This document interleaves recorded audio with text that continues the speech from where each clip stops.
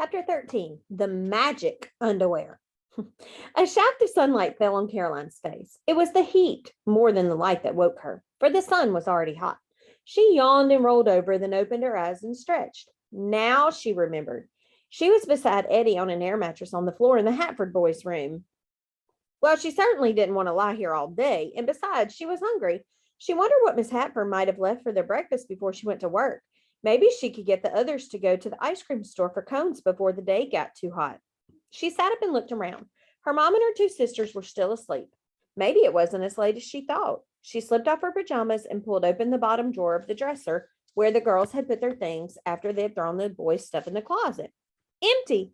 The drawer was empty! How could that be? Maybe Eddie had moved their clothes somewhere, but why would she do that? What's the matter, Caroline? Came her mother's sleepy voice from the twin beds. All our underwear's gone, said Caroline, puzzled. What? Gone. Our underwear's gone. Eddie rose on one elbow. What? The boys. The boys stole your underwear, said their mother. Ha, said Eddie. They'd steal our teeth and our toenails if they could. They'd steal the hair off our heads if we had let them. But I can't imagine those boys coming into our bedroom while we were sleeping and taking our underwear, said Mrs. Malloy, sitting up. I'm sure they weren't raised to do something like that.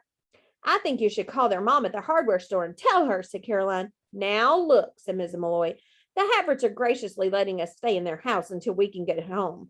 We are not going to say one word about this to the parents. I'll handle it myself. Everyone got dressed, wearing underpants from the day before, and found Jake and Josh and Peter sitting quietly at the kitchen table, eating their cereal. Good morning, boys, said Mrs. Malloy. Where's Wally this morning? He's feeling sort of sick, said Peter. Oh, what's wrong? He's sick to his stomach, said Peter. Just then, however, Wally came in and without a word sat down at the table and reached for the cereal. He did look a little sick, as though he had been outside throwing up. Good morning, Wally, said Eddie, Beth, and Caroline together. Hi, he mumbled. I see that your mom left us some of her delicious banana bread, said Mrs. Moy. That's a favorite of mine. I just want to say, boys, that some things are missing from our bedroom, and I would like them to be returned immediately. Caroline looked across the table at the boys. They were sitting like frogs, she thought, with their eyes huge. They didn't blink. They didn't even appear to be breathing. Peter, however, got up from the table and went upstairs. His brothers stared after him, and the girls stared too. Peter? Caroline wondered. Peter Hatford had stolen into their room the night before and taken their underpants. There were footsteps on the stairs again, and Peter came back down. He walked over to Mrs. Malloy and placed a Snicker wrapper and a Tootsie Roll wrapper on the table in front of her. Mrs. Malloy stared at the wrappers and then at Peter. What are these? Some things I took from the room, said Peter. When? Last week, said Peter. Aha, said Jake. You're the one who ate my candy. I'm not talking about candy, boys, said Mrs. Malloy. Someone must have come into our bedroom last night and taken clothes that didn't belong to him. We want them back. Jake and Josh and Wally looked at each other and shrugged. Okay, come with me, said Mrs. Malloy. All of you. Everyone got up from the table and followed her upstairs. Caroline, show us what you found this morning. With everyone watching, Caroline walked over to the dresser and pulled open the bottom drawer. There were the girls' underpants. She stared wide-eyed, then turned to her sisters in disbelief. I thought you said it was empty, said her mother. It was. There weren't any underpants here at all, Caroline declared. Now, Caroline. Mom, the bottom drawer was empty. I know that's where we put our stuff. Boys, I'm sorry, but I think the heat's beginning to get to Caroline and we jumped to conclusions. I'm sorry I interrupted your breakfast. Let's all go back down and forget this ever happened. Good idea, said Jake. Caroline could not believe this. No, she had opened the drawer with her own two hands and seen with her own two eyes that it was empty. She had not, however, shown it to Beth and Eddie or their mom. She had only told them about it. Now the drawer was full again. Was she losing her mind? Maybe after a whole year of living near the Hatfords, she was slowly going crazy. And then Caroline did what she always did when faced with something difficult. Remember this, she told herself, because when she became a famous actress on Broadway, she would know how it felt to slowly lose one's mind, and she would be able to play the part well. At breakfast, Jake and Josh and Wally sat across the table from her with mouths as straight as rulers, but their eyes, she knew, were laughing. If she had ever seen laughing eyes in her life, these were the eyes. Only Peter had a puzzled expression on his face, and Caroline almost felt sorry for him having to live with those three conniving brothers of his. The girls went straight up to their room after breakfast while Mrs. Moy stayed in the kitchen and read over Mrs. Hatford's notes about what there was for lunch and what they might prepare for dinner. The problem with being a grown-up, Caroline decided, was that you always had to think about food if you were the cook. No sooner was breakfast over than you had to start planning lunch. No sooner was lunch over than you had to think about dinner. She hoped that when she became an actress on Broadway, she would be rich enough to eat in hotels for the rest of her life. They tricked us all right, said Eddie. I'll bet that after we went down to breakfast, Wally put our underpants back. Obviously, said Beth. The sun was shining through the windows and it was getting warmer by the minute. The girls didn't want to stay up in the bedroom all day. Ring, Eddie commanded the downstairs phone. Please ring and say we can go home. But the phone did not ring, and as the day grew hotter still, the sounds of traffic increased. More and more cars were coming to Buckman for the college anniversary. They're even parking way back here, said Beth, watching the steady stream. I'll bet you can't get near the college. Hey, said Eddie, look what the stupids are doing. Caroline went over and looked out the window at the Hatford boys on the sidewalk. She couldn't tell what they were doing, but they didn't look strange. Why do you have to call them that? She asked. Yes, said Beth. It's boring, Eddie, the way you're always tearing them down. Eddie stared at us. I can't believe you two. The Hatfords are our mortal enemies. Why are you sticking up for them? We're going to miss them, and you know it, said Beth. Couldn't we just for one day, 1 hour, 1 minute act like friends with Jake? Are you kidding? Anyway, said Beth, what are they doing? The girls watched some more. Josh was unfolding the legs of a card table and Peter was setting out paper cups. They must be setting up a lemonade stand. That's got to be it. But Wally and Jake appeared to be getting ready to do something else. And the only thing for the girls to do was go outside and find out what. Chapter 14. Exactly. Wally felt on top of the world after breakfast when the boys went to the back of the room. He pointed to their underwear piled in the corner. Good show, Wally. Nice going. That's using your head. But where did you find it? The closet. They had just thrown them there on the floor. What dork, said Jake. Man, will I ever be glad when they're gone? Oh, you will not, said Josh. When did we ever have this much fun with the Bensons? Plenty of times, said Jake. When the Bensons come back, I'll forget the Malloys even existed. Boy, it's hot today, said Wally. It's so hot, I'm going to try to fry an egg on the sidewalk. He could not believe he had said that.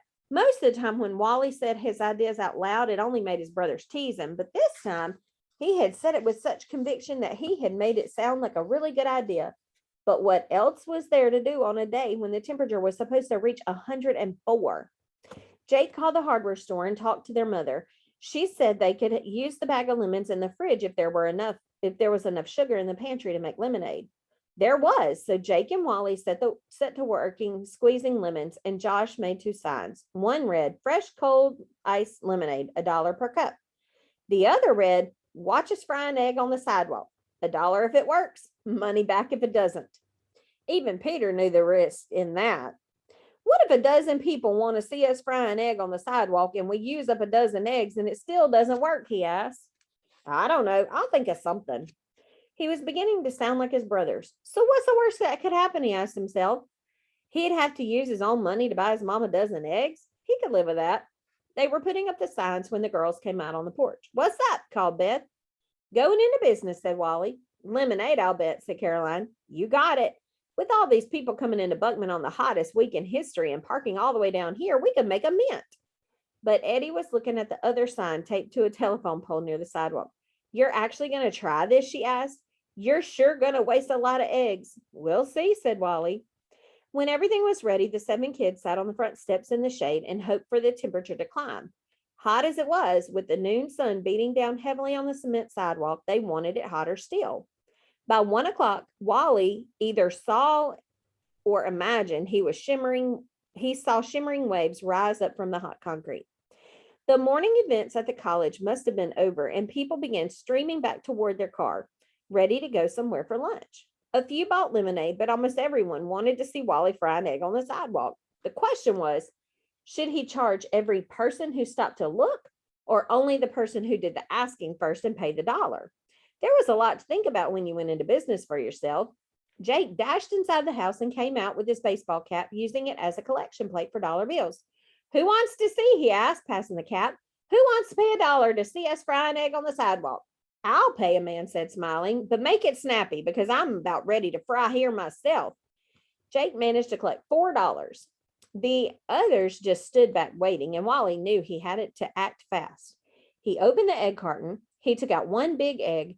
Then he went to the hottest spot he could find on the sidewalk, a place where the sun had been beaming down all morning without shade. Squatting down with a flourish, Wally cracked the egg gently on the edge of the sidewalk, then held it up a few inches, broke the shell out, and let the yolk and white fall out. Splat! At first, it appeared that nothing was happening. There certainly was no sizzle of fat or scent of bacon the way there was when their mother cooked breakfast. Jake and Josh and Peter watched uneasily. The girls were grinning. Then, slowly, the edges of the egg white began turning whiter, and people began to smile. More people gathered to see what everyone was looking at. A couple more put dollar bills into the baseball cap. Hey, look at that. Some kid's frying an egg on the sidewalk, someone called out from behind Wally. Well, I wouldn't call it fried exactly, but I might call it poached, said a woman in a sundress. A photographer who had been taking pictures at the college walked over. He edged his way through the crowd, saw the egg on the concrete, and immediately took a picture of Wally squatting over the cooking egg. Hey, I'll take mine sunny side up, said a man, laughing. How about over easy, said another. Do it, Wally. Let's take orders and serve breakfast. People laughed. Some began turning away to find their cars, while still others came over to see what was going on. Cars were not only parked on the Hatford side of the street, but all along the riverbank as well. Wally took the kitchen spatula and tried to slip it under the egg. Part of the egg came up, but the rest didn't, and it slipped back onto the hot sidewalk, the yolk breaking. Here, let me do it, said Jake. Who wants to try one? Who wants one over easy? He called out. But Josh had the egg carton, and Jake tried to get it out of his hand, and suddenly, splat, splat, splat. The carton tipped over, out of their hands, and one after another, the eggs fell to the hot cement. Scrambled eggs, yelled Peter. Oh boy, what a mess, one woman said. Good luck, guys. Look what you've done, Jake yelled at Josh. You did it, not me. Scrambled eggs. Come get your hot scrambled eggs, Peter chuckled. Hush, Peter, said Jake. Wally stood staring at the mess on the sidewalk. All the yolks had lost their shiny look and were beginning to turn dry. All the transparent whites of the eggs were turning opaque. Now it was the girls sitting on the steps, their mouths straight as rulers, who were laughing with their eyes. Mrs. Malloy came out on the porch to see what all the people were looking at. What in the world? Boys, did your mother say you could do that? Sure, thought Wally. She said, take the eggs and go make a mess. It's okay, said Josh. We're cleaning it up. I certainly hope so, Mrs. Malloy said. What Wally discovered was that eggs cooked without any grease stuck to the cement like paste. Digging as hard as he could with the spatula, he only got bits and pieces off. The cement had absorbed egg whites like a sponge. The twins finally brought out a bucket of soapy water and a brush and scrubbed down the sidewalk on their hands and knees. Wally poured himself a glass of lemonade and went up to drink it in the shade of the porch. Nothing could ruin his day. The big underwear switcheroo was about the best thing he had done all summer, and the memory of that would last him a long time. Chapter 15, Scene. The heat made everyone crabby. The next morning, Beth and Eddie took their showers early, and there was no hot water left when Mr. Hatford rose to shower before work. The girls and their mother heard him grumbling in the hall. We are really getting in the way, Mrs. Malloy said apologetically. Now, Jean, you take us in too, and you know it, Mrs. Hatford assured her. But afterward, as she was making the beds upstairs, Caroline's mother said, I'd like to think I would be that neighborly if the Hatford's power went out, but I'm afraid I'd think twice before I took in those 4 boys. Jake and Eddie got into an argument. Mr. and Mrs. Hatford were at work, and Mrs. Malloy had put chicken salad and salami in the fridge for lunch. However, Eddie took the last of the cheese, and this ticked Jake off. Hey, why didn't you take all the salami too while you were at it? He groused. There were only 2 slices left, Eddie said. Yeah, 1 for you and 1 for somebody else, not 2 for you. Oh, hush, said Eddie. You want some cheese? She lifted the top piece of bread and yanked out a slice. with a bite taken out of it. Here's some cheese. And she tossed it onto his plate. I don't want any cheese you've slobbered on, said Jake. Ew, said Caroline. Now no one will want it. Yeah, serves you right for being a pig in the first place, said Jake. Will you two stop arguing? Said Beth. Yeah, why don't you just go off and duke it out? Said Josh. Ha, Eddie wouldn't have a chance, said Jake. Go to the old coal mine, Josh said, taunting. Give you guys something to do besides fight. He stopped then. Caroline could tell he wished he had never said it. I'm up for it, said Jake. I'll go. Caroline closed her eyes. Me too, said Eddie. And don't tell Mom. Caroline and Beth looked at each other. They saw the boys exchange nervous glances. So when are we going? Asked Jake. How about right now? We shouldn't be doing this, Peter sang. Just keep your mouth shut, said Jake. Are we all going or what? I'll go up there with you, but I'm not going in, said Wally. Okay by me, said Jake. They all put on their sneakers. We're going to be out for a while, Mom, Eddie called up the stairs. Put on sunscreen if you're going to be out for long. Will Peter be going with you? Yeah, we're taking him, called Wally.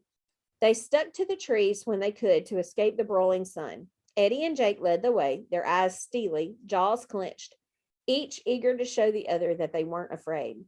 Nobody said much as they trudged along. When the low mountain loomed up at last, all Caroline could see was what appeared to be the entrance to a tunnel in its side. Is that it? She asked Jake. Yeah, he said. Was it really a coal mine? I don't know, said Josh. Maybe it was a silver mine or lead or something. It's been closed for a long time, for as long as I can remember. If Dad ever finds out we were up here, said Josh. So don't tell him. Nobody's going to get hurt. We're not going to do anything dumb, said Jake.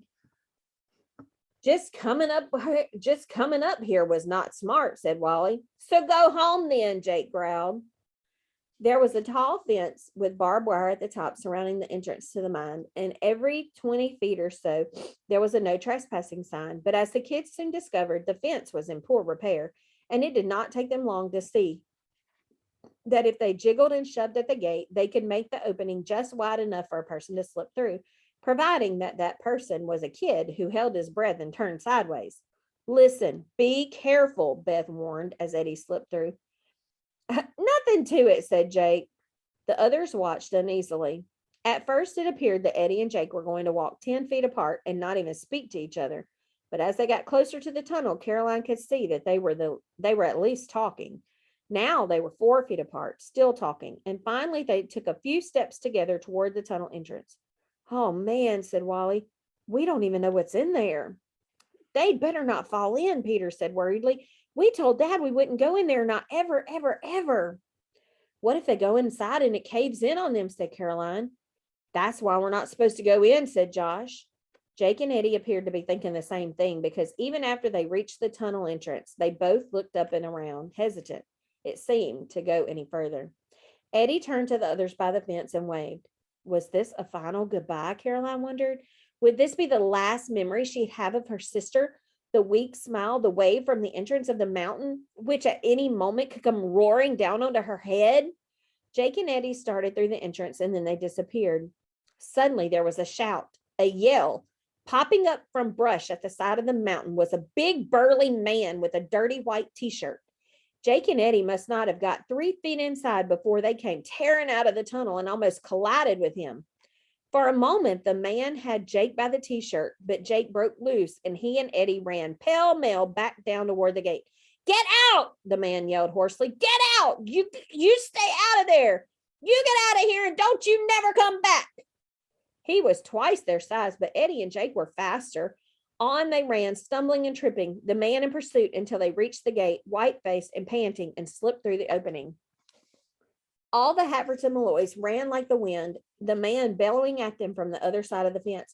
I'll find you out. Don't think I won't, he shouted. Caroline tripped and fell, but Beth yanked her up, and now they were far enough down the mountain that they could stop and catch their breath. That was close, Eddie panted. Who do you suppose he was? Gasped Jake. He came out of nowhere. He didn't have a uniform or anything. He didn't look like a guard. He looked half crazy to me. Old man of the mountain, said Josh. Maybe he lives in there like a troll or something. What do you think he would have done if he caught us? Arrested us, probably. He didn't have a gun, did he? I don't think so. Should we sneak back up and try to figure out who he is? No, they all yelled. Don't be crazy. We don't want him to know who we are either. Oh man, Wally said, if Dad ever found out. If Mom knew I went inside, said Eddie. As they made their way back across the field leading to the woods, an old rusty pickup truck came rolling down the overgrown path from the coal mine, turned away from the kids, who had ducked down in the tall grass and headed for the road beyond. Was that him? Whispered Josh. I think so, said Jake. I didn't get a really good look. How do you suppose he got inside the fence? Probably some back gate we don't know about. I hope he didn't figure out who we were. Caroline knew that if their mother found out they had gotten into trouble, as though having to stay at the Haverds wasn't trouble enough, there would be no end of scolding that night, squeezed as they were in the twins' bedroom. From the looks of the boys' faces, Josh's in particular, Caroline could tell that they were thinking the same thing about their father. He would probably say that maybe Eddie didn't know any better than to go into the old mine tunnel, but the boys certainly did, having lived their whole lives in Buckman. What'd you see in the tunnel? Caroline asked. It was pretty dark, said Jake. Yeah, we think there was a pit or something farther on. It looked like maybe it was boarded up, but we could hardly see a foot in front of us, Eddie told her. And then we heard that yelling, said Jake. We're going to keep our mouths shut, right? If Dad asked me if we were at the old coal mine, I'll say, what old coal mine? Peter nodded. Jake rolled his eyes. Yeah, right.